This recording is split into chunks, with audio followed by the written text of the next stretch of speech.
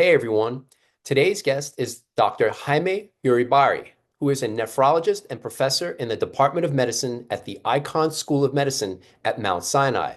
Today, Dr. Uribarri will present data from his lab on dietary intake of advanced glycation end products, which shorten lifespan in calorie-restricted mice and that impact insulin resistance and inflammation in people.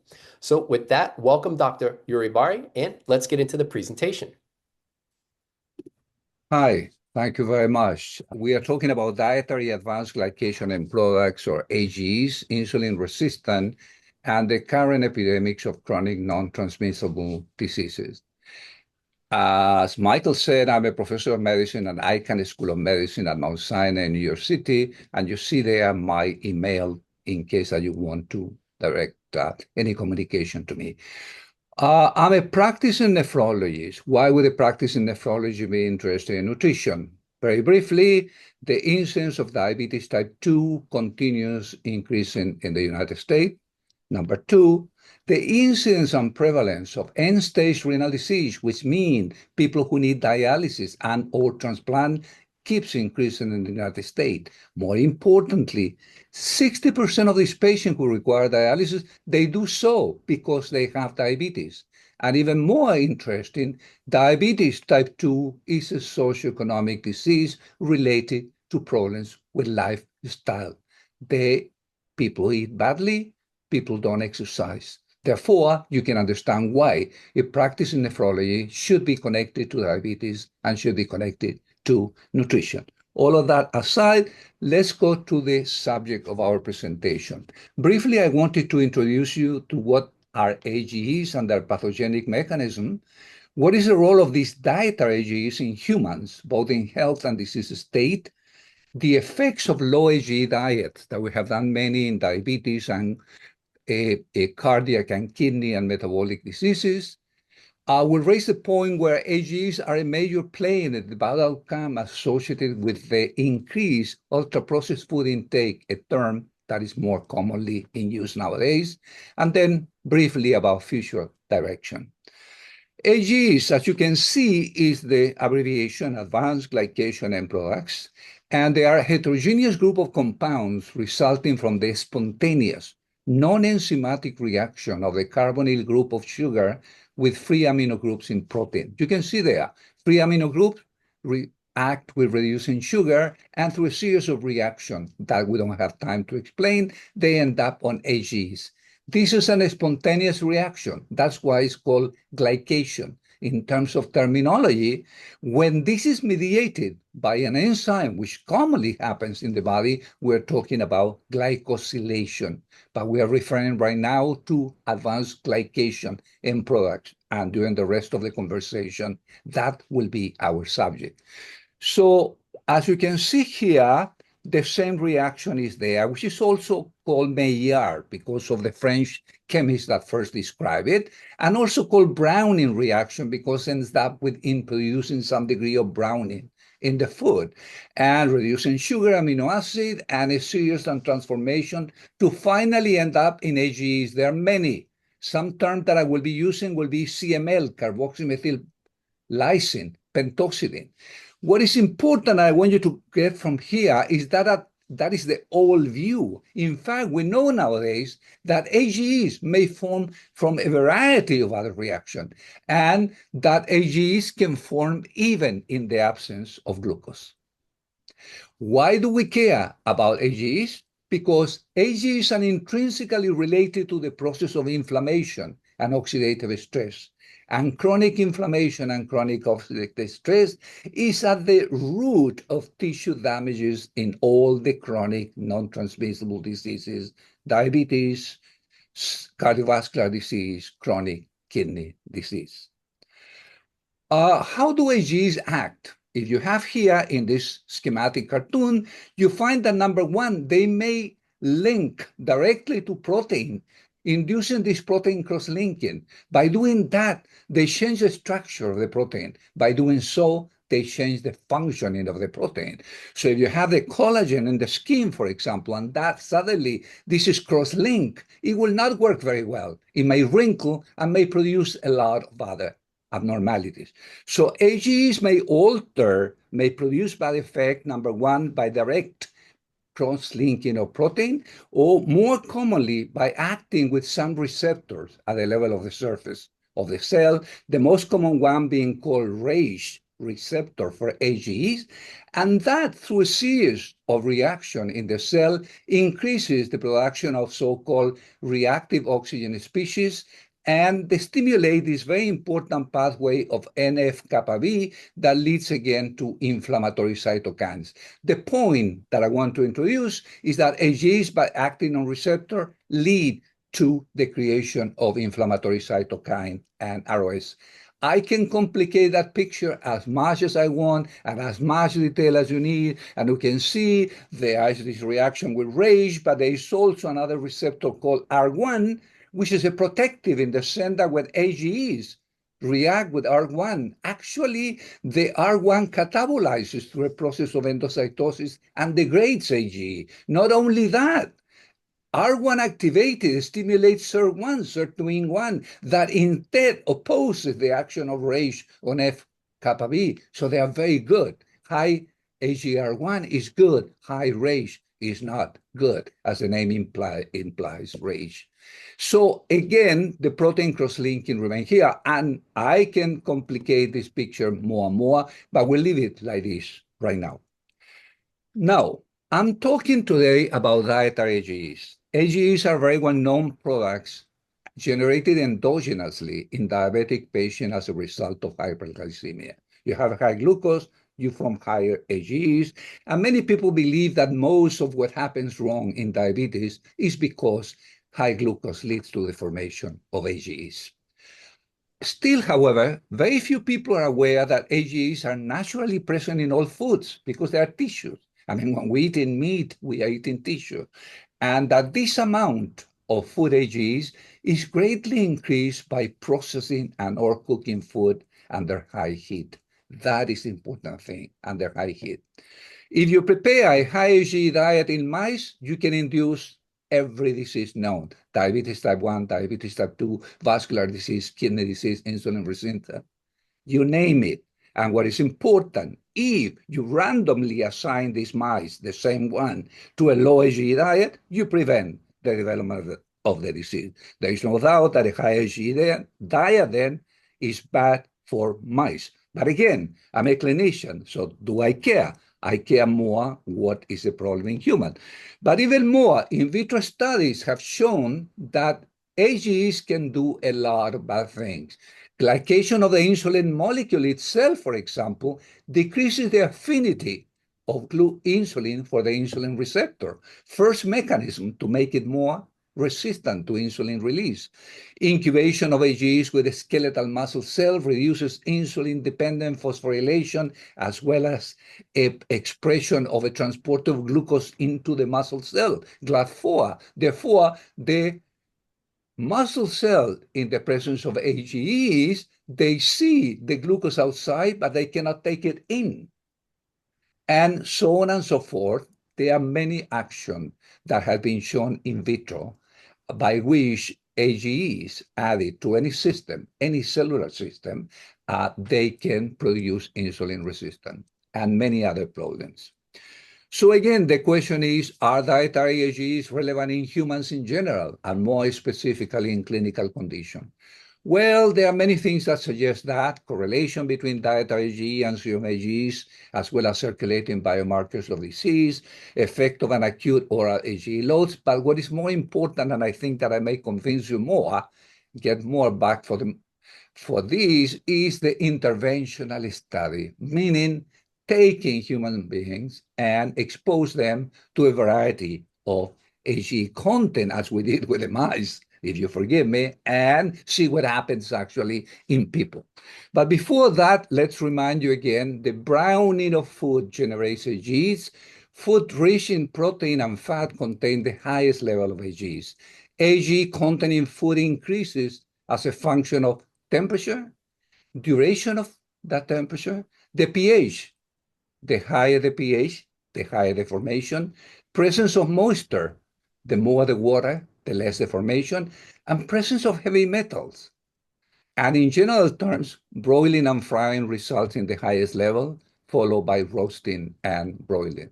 So common Western diets are very rich in AGEs. Food plus heat leads to the formation of AGEs. This is the basic concept that I'm introducing. And unfortunately, these are tasty foods are the one that we are talking about. They are tasty in great measure because of the generation of AGEs that can produce increase of the taste. Now, we develop a database where we cook foods under different conditions. The most important thing when I'm talking about a low AG diet is culinary technique, is cooking. It's not don't eat this, don't eat that, is how you cook. That is the essence of what I'm transmitting. So just to give you a simple idea, you have here a chicken, for example, a piece of chicken boiled, which may not be that tasty, has this generation of these many AGEs unit.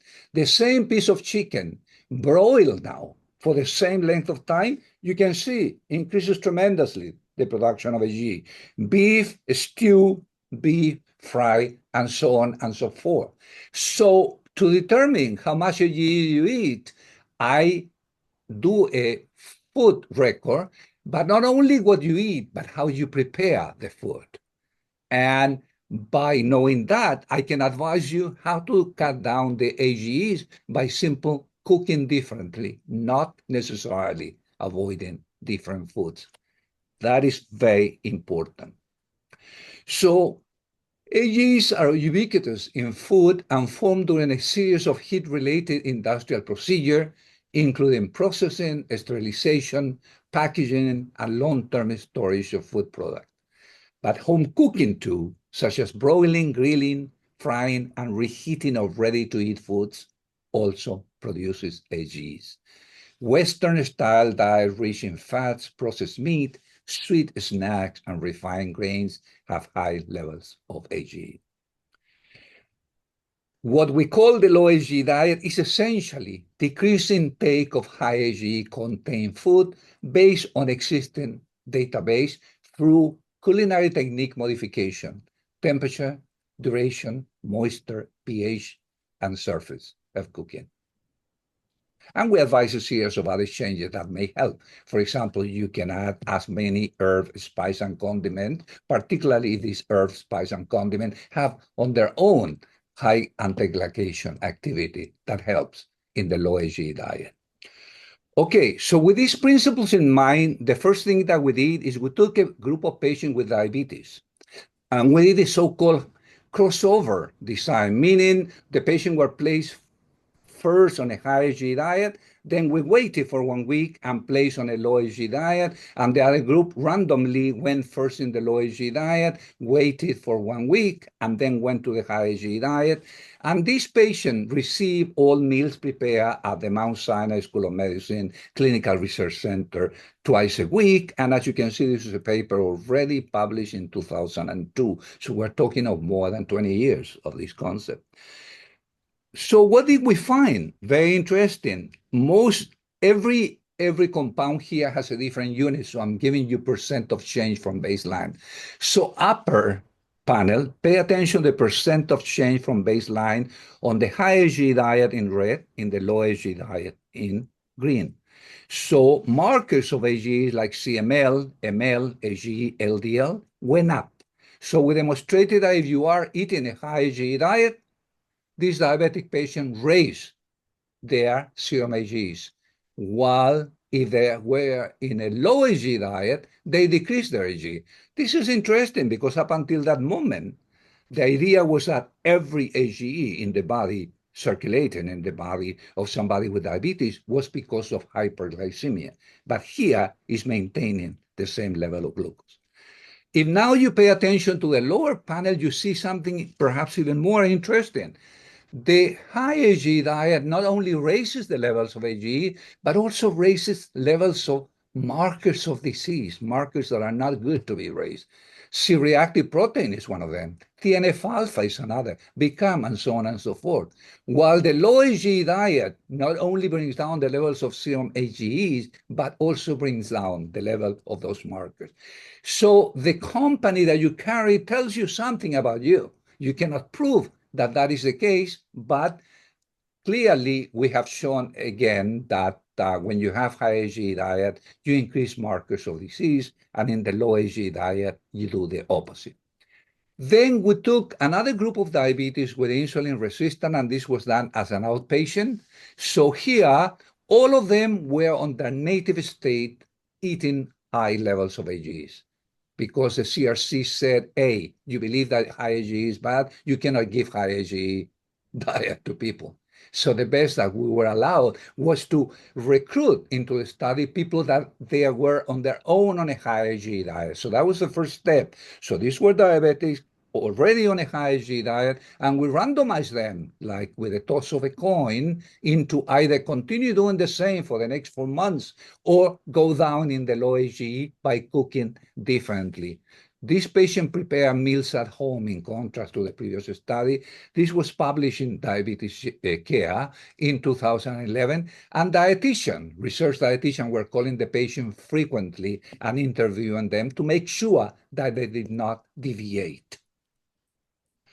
What observation we have here? Again, percent of change, and I'm here illustrating only what happened with a low AGE diet.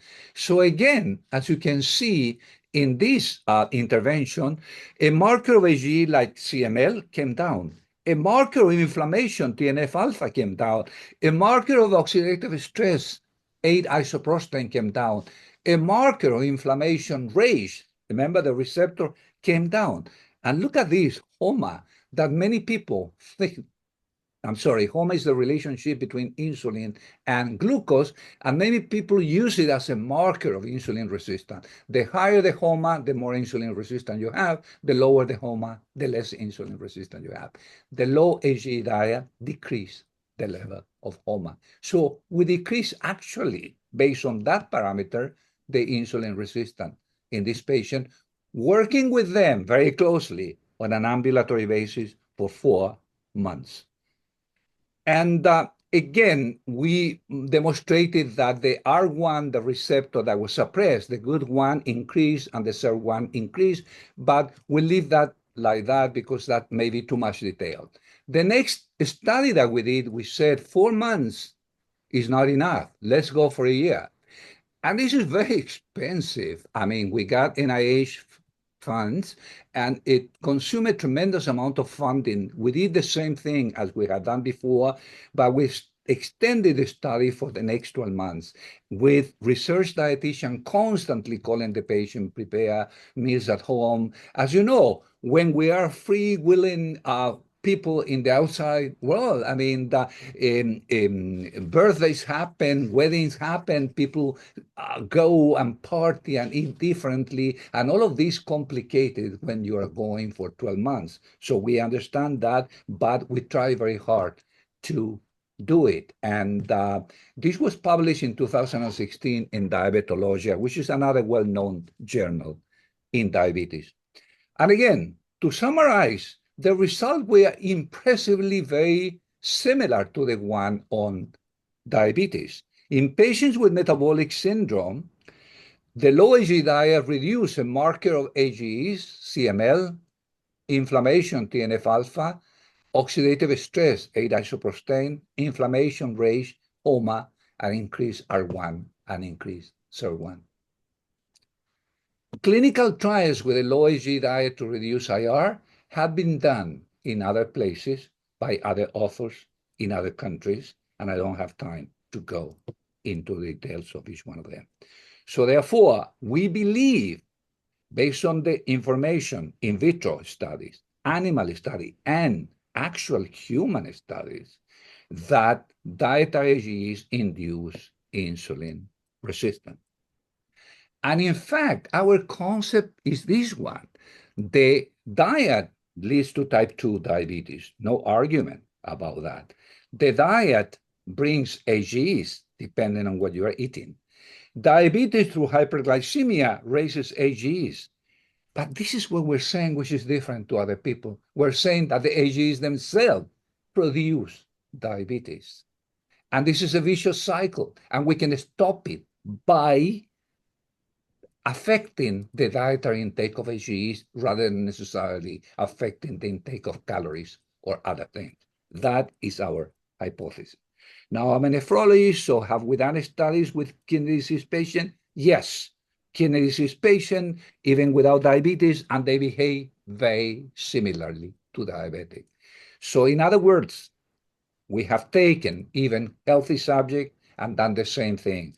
So we have, and I can give you a series of references of intervention, real intervention, patients who are randomized to either a high or a low AGE diet, and clearly the low AGE diet improves the insulin resistance and improve markers of inflammation and oxidative stress.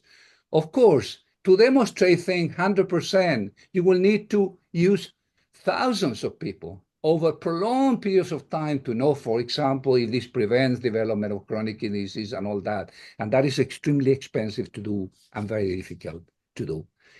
There are some interesting studies looking at epidemiological association between dietary AGE intake, and it has been shown, for example, that it's correlated with asthma in children, cancer of pancreas, risk of breast cancer, risk of mortality after breast cancer, and these are studies done by independent groups. Cognition in older subjects, and again, metabolic syndrome now specifically in adolescent based on enhanced information.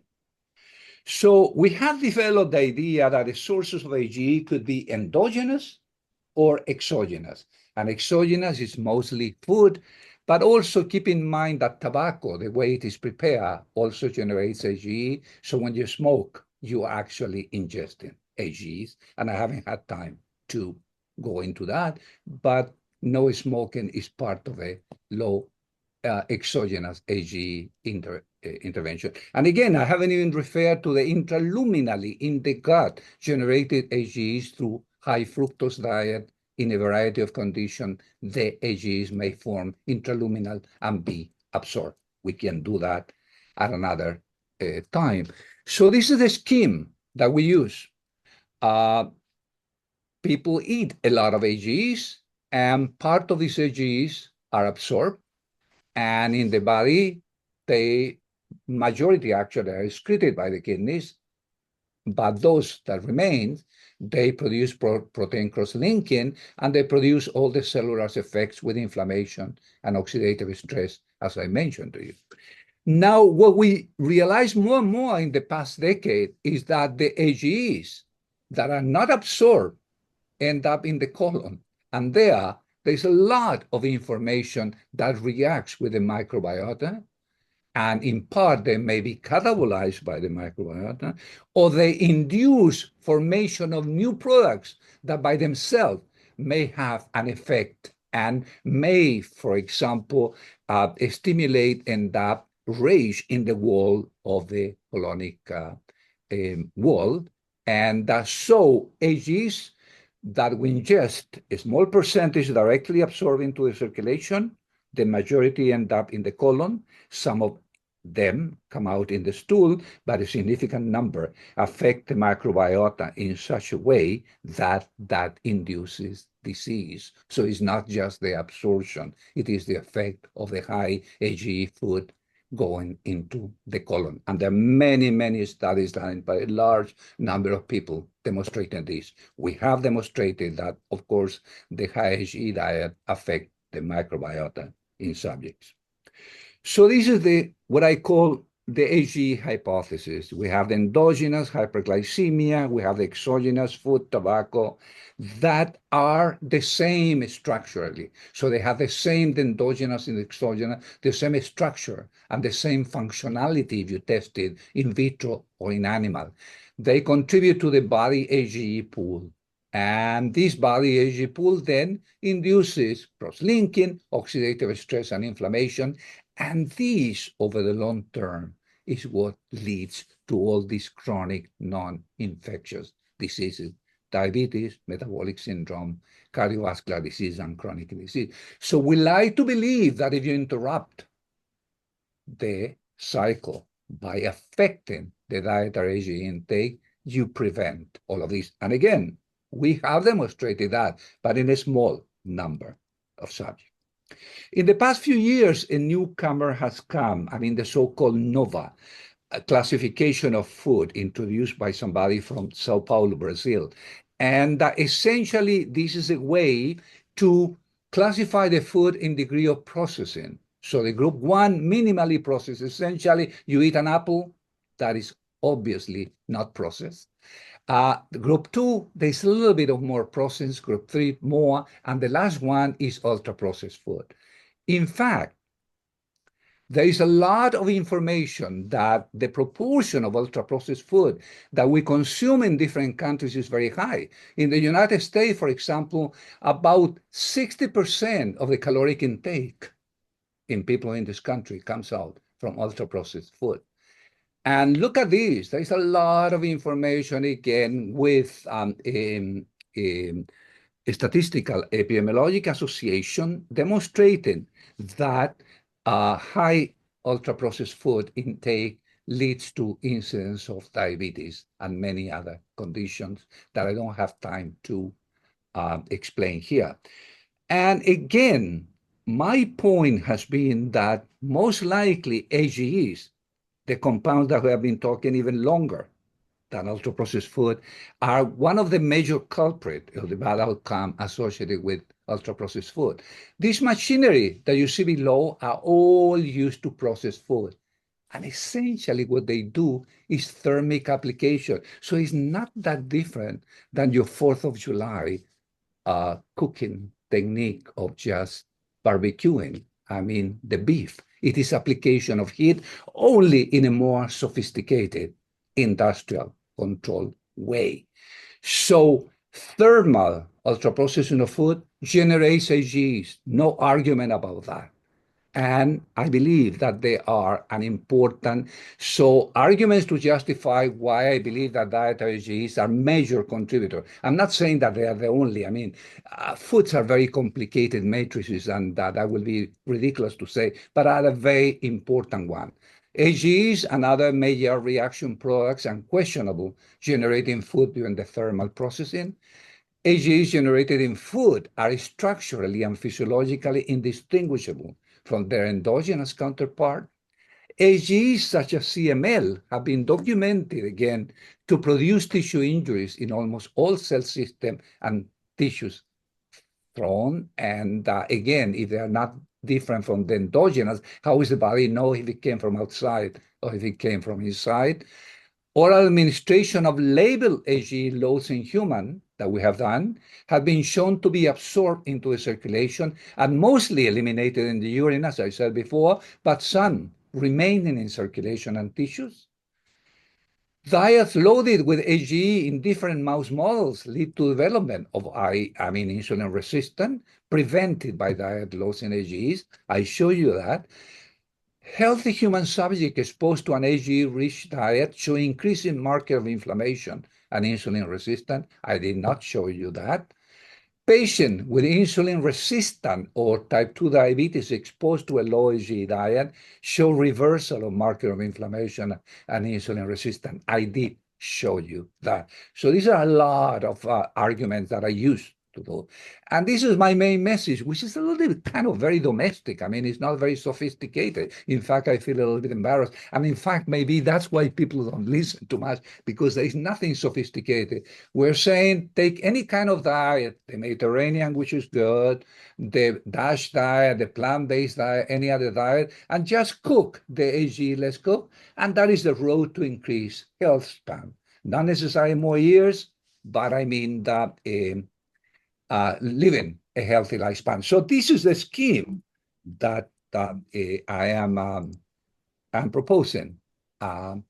Now, there have been general problems in the field of dietary AGE that have prevented progress. There are too many AGEs, so it's difficult to pinpoint. And some researchers look at one, the others Other, there are too many methods to measure them. Fluorescence, ELISA, mass spectrometry, and no agreement. So there is no universal agreement what is the most significant AGEs and the best method to measure it. There are some confounder during the intervention trial that I said, caloric intake, but we took pain in showing that the caloric intake did not change. We did not change the weight of the patient. We told them this is not a weight reducing thing. This is just a healthier diet. When you apply heat, you destroy vitamin. That may have an effect. When you apply heat, you destroy polyphenols. That may have an effect, and so on and so forth. And then lack of collaborative multidisciplinary teams approaching the problem. There is an eternal discussion among the food scientists, the biochemists, and the clinician, yes, no, whatever, and never an agreement. I have spent hours trying to argue, and sometimes I win a little bit, most of the time I lose. So what are future direction? Try to refine our understanding of the mechanism linking high dietary AGE to disease by utilizing newer and more sophisticated technique. Refine the interaction of AGE and microbiome. That is really a very important area that we would like other people to do it with better tools than us. Get an agreement on most representative AGE and best method to measure it so we can start developing recommendations and guidelines, perhaps. And of course, in my field, effect of a prolonged low AG diet in the progression and complication of CKD, for example, can a low AG diet slow down kidney disease progression? So we prevent the end-stage renal disease requiring dialysis and or transplantation that I mentioned at the beginning. And then perhaps to push medical society and governmental institutions to pay attention to the data that we have on the dietary AGEs. The acknowledgement to many people that over the years have helped to build up on this, and any questions will be welcome. Thanks, Jaime. That was fantastic. You covered it from every angle, strengths and weaknesses. I had a whole bunch of questions. You knocked off a few of them, but I have more. So I should say that the AGE advanced glycation end product story, in part inspired by your work and Helen Vlasara, Yep. first came on my radar somewhere around 2010. In fact, my jumping into the pool of science communication actually started with the AGE product story, a low AGE diet in mice on calorie restriction, and it removed the lifespan extending effect of calorie restriction. A high AGE diet relative to a low AGE diet removed the life expanding. So right away, I wrote a blog. I put it out there on my personal website. This was 2010. Little did I know here we would be 15 years later in a YouTube presentation. But I should say that this is probably the lowest hanging fruit in terms of potentially improving health or biomarkers of health and potentially longevity, right? When you think of the importance of insulin resistance and inflammation in health and longevity, it seems like an easy low-hanging fruit that people could use, just changing the cooking methods or eating less ultra-processed foods. So where I want to start is I guess the practical, right? So how have you changed your overall eating approach, cooking approach after your work in age products? How often are you cooking above boiling temperature, 100 degrees Celsius, which produces some age products? Yeah, so what can you give us insight into in terms of your own dietary approach to minimize age products? I may not be the best example the way I cook because I'm not a very good chef and all that. But let me tell you, for example, that there is an institute in northern Spain, in Bilbao, which is called the Basque Culinary Center, and they are perfecting any kind of technique. That can improve that, and they have developed the menus that are very tasty using the concept of just relatively low temperature and even for prolonged periods of time. In general, I do try to avoid as much as possible. As you know, and that has always been the case, we live in a society with a lot of influences, and simple sometimes just to be a nice person, you cannot reject food of hand. So occasionally I do go with the wrong kind of food. But generally, I do pay a lot of attention to the low AG way of cooking. Same here. So that was the first step in me completely changing my diet. I removed almost all cooked foods, or at least cooked above, 100 degrees Celsius. I don't eat roasted nuts, so that's another underrated thing. People don't know that roasted nuts and almost all nuts that you're getting, nuts and seeds, are roasted. So the aged product content there is higher relative to raw. So all of my nuts raw. Um, what other changes? I mean, so then this could get into the realm of supplements, so age breakers. You mentioned a few, but what about things like carnosine or taurine, alpha lipoic acid? Absolutely. So we advise all those things. So when we give to a patient or to somebody who's asking us, we give them a package of all those elements.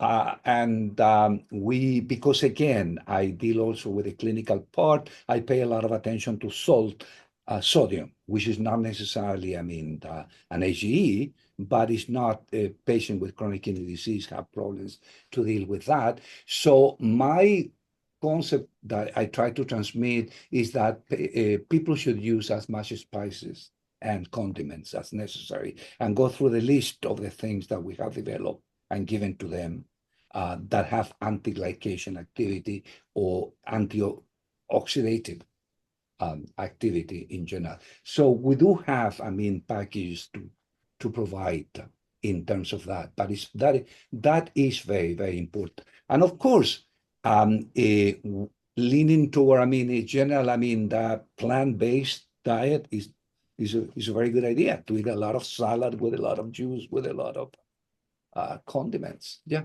Yeah, well, I wouldn't say necessarily juice because you're removing the fiber, and there's fiber is probably good for the kidney, gut kidney axis. But yeah, I'm completely in favor of that. Yeah.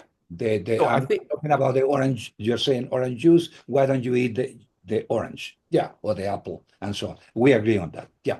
Yeah, so I think the some pushback that comes at least in the lay community for age products is they think it's an anti-meat story and only eating like going vegan, and that I don't think that's the case at all. As you mentioned, it's the cooking methods, even slow cooking as opposed to frying Sure. or right, the browning effect. You want to avoid the browning effect. This isn't No, an anti-meat story. It's just cook it so that you haven't produced age products. absolutely. And for example, there are some people who have measured with the application of the Mediterranean diet that eat meats too. Even and it is the way they cook, and they have measured lower levels of AGEs. Yeah, so definitely it's not an anti-meat diet. No, no, no. That's what I insisted at the beginning. It's not a diet that tells you this many carbohydrates or fats or meat, but rather the way you cook. And mentioning, for example, the work on mice with Lazara, with Helen, whom I still see, of course, she's still around or retired from um, um, the laboratory.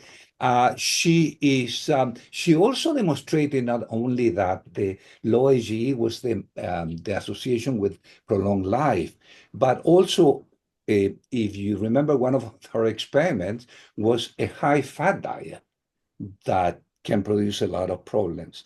And when you differentiate between the high fat, high AGE versus high fat, low AGE, is the high fat, high AGE the one that produces most of the problems too.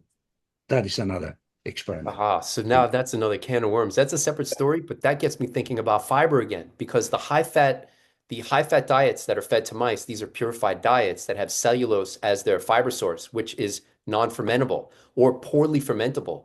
So that the problems were on the high age, high fat diet without fermentable fiber, without soluble fiber, suggests to me that that's the big nutrient there that may be a part of that story.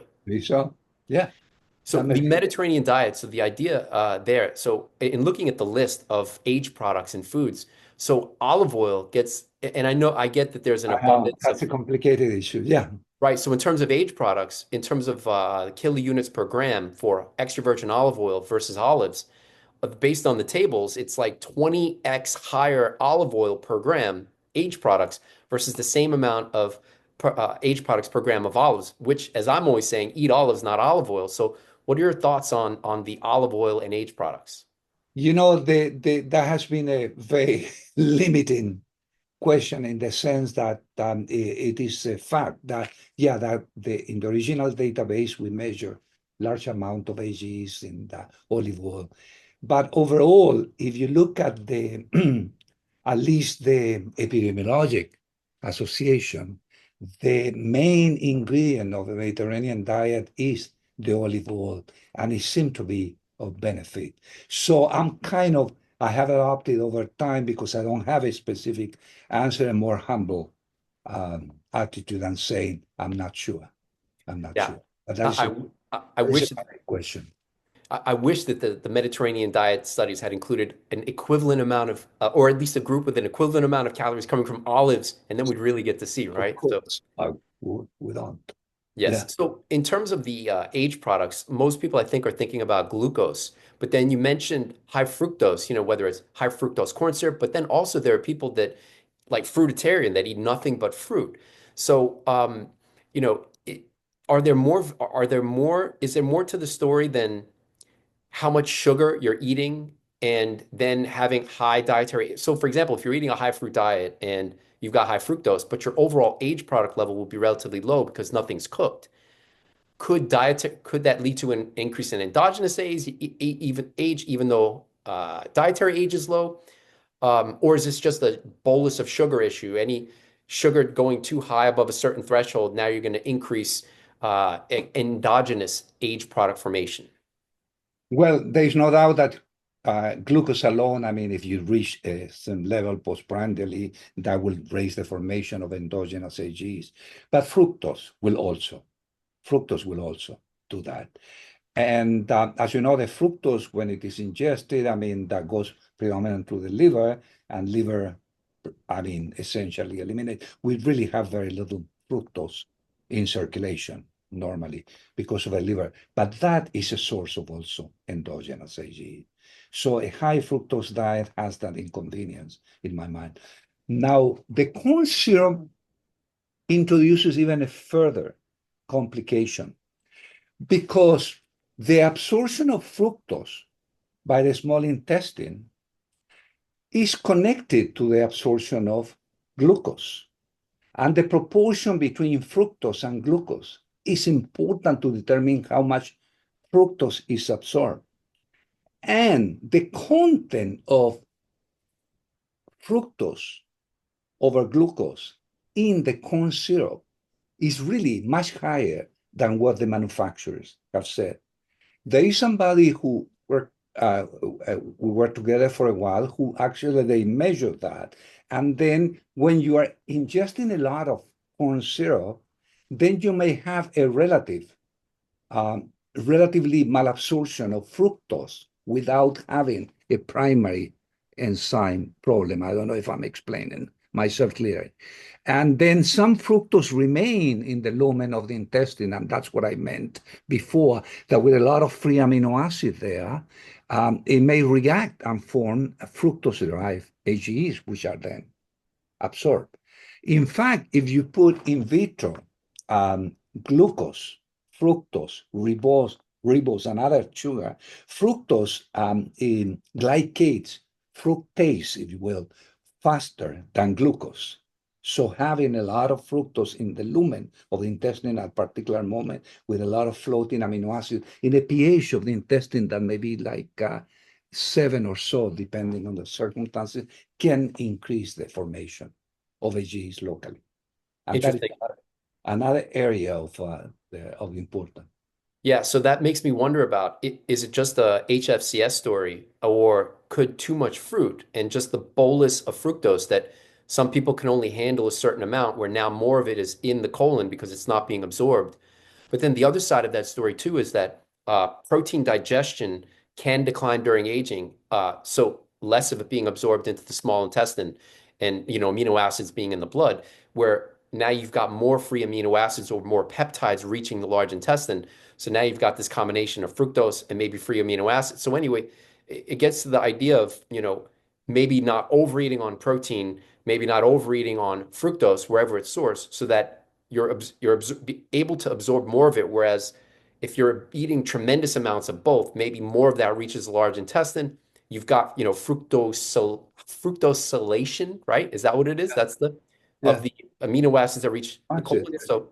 So what are your thoughts on like a precise amount of protein and even fructose containing foods to minimize? Yeah, that is important. I don't think that you need to make it a precise. That's a word that I don't like, but to avoid excess of both. I mean, the fructose and containing and the protein, I believe, is an important concept.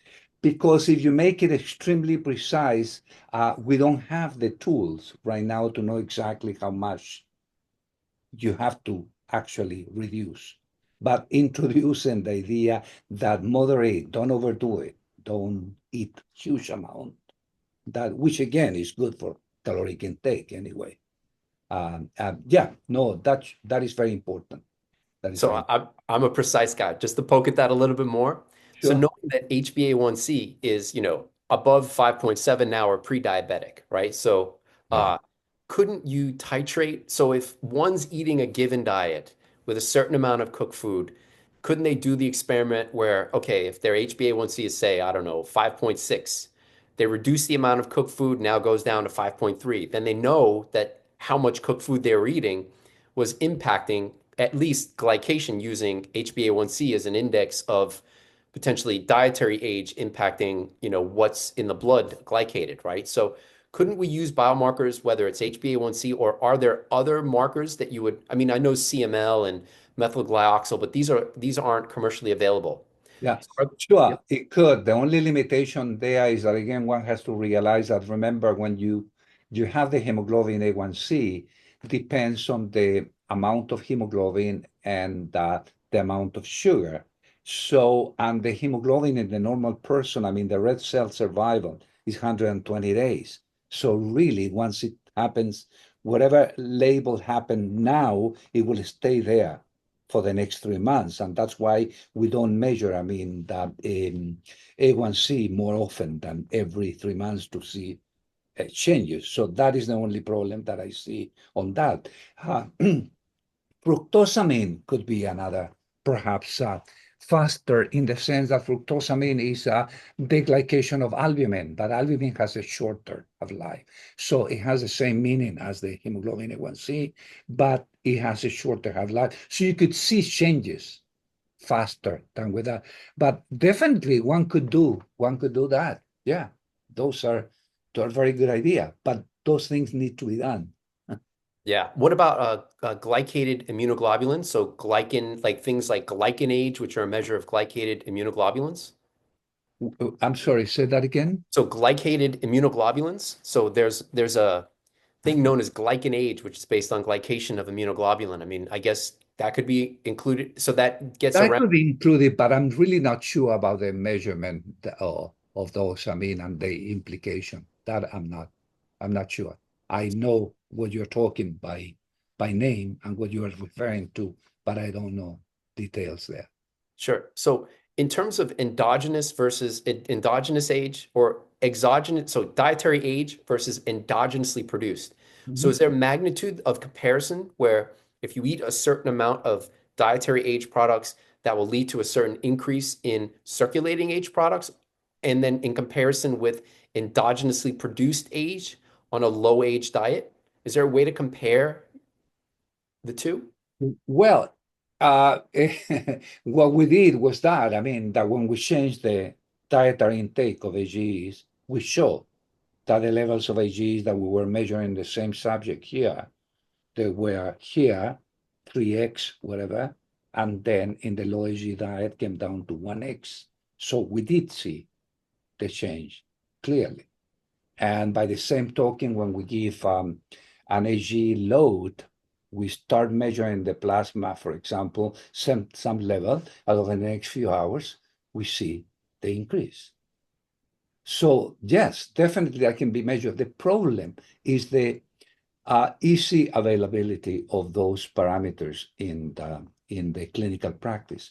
It is still a little bit surprising. As you know, I'm again predominantly a clinician, so um, I'm not very good in terms of developing new techniques to measure, but there are so many advances in terms of how you can do fast things. So I'm surprised why people, again, it has to do with the fact that the field of glycation is not very attractive, why they haven't developed devices where you can very easily measure, for example, what you are suggesting. Just come out, just decide once and for all for one specific AGE, name it CML, for example, and measure what happened and see if that has any connection at all with outcome. There are by now a lot of databases for different reasons. I mean, people who are collecting a lot of information.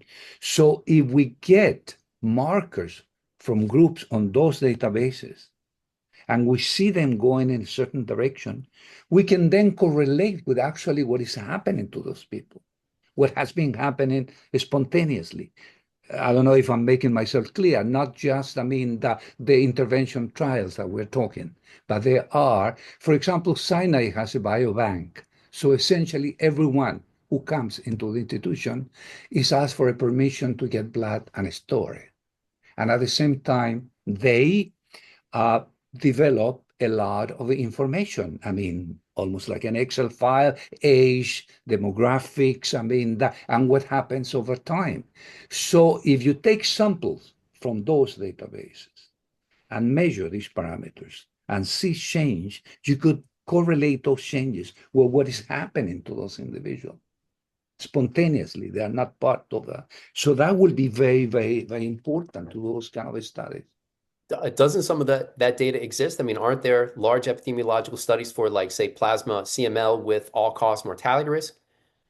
They are, but they go in different directions. That is the problem. Yeah. Yeah, so that was actually one of my questions. So there is that data that plasma CML is associated higher levels with a lower risk of death for all causes. And then also there are studies where I think plasma CML is reduced in obese people relative to leaner body weights and higher in omnivores, or sorry, in vegans and vegetarians relative to omnivores. So Yeah. Well, the I mean, let's go one by one. The last one, for example, was just one paper that I'm aware that was measured in the past, the one that in the people who were eating predominantly vegetarian diet had higher levels. And the authors, I mean, didn't know exactly what it was. They eventually talk about deficiency in taurine or whatever, but uh, that has not been repeated to see if it is really because it doesn't make too much sense. But again, if it is repeated and there is at least two studies showing the same thing, we'll have to come out with an explanation of what's going on. The data on the CML and with epidemiologic association is different. Has very mixed results. That is one of the problems. So I can show you series of studies where there is a very good association, but I can show you studies where they found no association at all. And the again, what you are mentioning about obesity was specifically with CML measured by mass spectrometry that they found that the obese patients, a group in the Netherlands, found that the levels of AGEs in the circulation, the CML in the circulation were lower. And their explanation was that they were being sequestered within the fat, where clearly they will have a lot of potential action. But all of that is, there's a lot of background noise. So you really need to come out with a more solid evidence. Yeah, those are the kind of things that prevents the field from progressing, because I cannot tell you, oh no, those people are wrong and whatever. There are some people that have found different things in could it terms be of that could it be epidemiological association. could it be that there are other age products like methyl glyoxal that are Absolutely, better absolutely. marker? That we are not measuring the right thing. For example, there is a group. in the Netherlands. The only one that has found different things that the information that I presented. When we do dietary AGE history, we find that in this country, I mean, most of the work that we have done with Helen Lazara has been in the area of New York City specifically. And most of the AGE really has to do with meat intake, most of the AGE in reality. But for example, there is a group in the Netherlands where they decided to go into a low and high AGE diet of a group of healthy subjects by asking them to follow the their own dietary uh, AGE database that they generated with mass spectrometry, which for CML specifically. And they found that, for example, the main ingredient there was more cereals and pastries and things of that sort. And when the people go on a high CML on that basis compared to a low CML diet, they did not see what we saw. So one of the things that you have to realize uh, is that the method that we used to measure CML was ELISA, was an antibody. And though it appeared to be mostly sensitive to CML, one cannot swear that it is CML. So it is possible that something else could be MG or could be something not measured that goes along with. So maybe when we have a high AGE, is not necessarily high CML that we believe it is, but it's something else. But clearly, the cooking of the food with high heat led to these effects. But what is it, the specific AGE, is not very clear. Yeah, so I was just going to say that regardless of if it's CML or something else, you saw improvements Sure. in insulin sensitivity, reduced Sure. inflammation. So call it, the high G, high thermic products production, which is again, and we haven't even mentioned something that is another story, as you know, which is the one of compounds like acrylamide and furfural, hydroxymethylfurfural, that generate even a higher temperature in a specific food, which are really being shown to be very bad. So the high application of heat to food is not really a very good thing.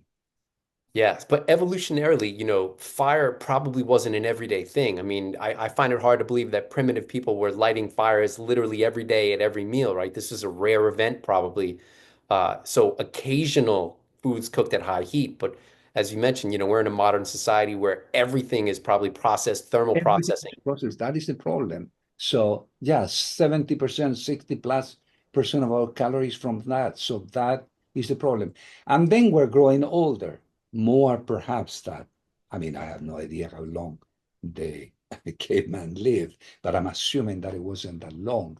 So they didn't have time necessarily, perhaps, to develop all these complications, isn't it? It was more important dying because of trauma or whatever else. Yeah. But yeah, it is the fact that we eat, everything is processed. That is the fact. You open the refrigerator, and at least in the United States, everything that is contained within plastic, has been processed and exposed to that. Yeah. All right. So what about sugar alcohols? I mean, could sugar alcohols, which seem to be rising in prevalence, so things like xylitol or erythritol, I mean, it's chemically, it's just H2 difference from being glucose or fructose. Could Yeah. sugar alcohols induce glycation? They could, sure, they can do it. They can do it in vitro, but it's only that it hasn't been studied. So, I'm not familiar with that, but that is definitely an area that requires, the studies. So I Fantastic. think that this is a very open area that can give a lot of information for people if they want to get involved, and there's plenty of opportunities to develop new ideas. Yeah, like the ones that you're mentioning. Fantastic. All right. Well, thanks, Jaime. I appreciate it. It was great. If people want to support, you're Thank welcome. you very much for inviting me, and thank you. Hang on. If people want to support your lab, is there a way that they could go to your lab site, at Icon and maybe support your lab? Is that possible? Sure, that's possible. And they can, if they have any degree of difficulty, they can send me a message, and I'll facilitate that. Fantastic. Thanks again, Jaime. That was great. Have a great day. You too. Bye Ciao. bye.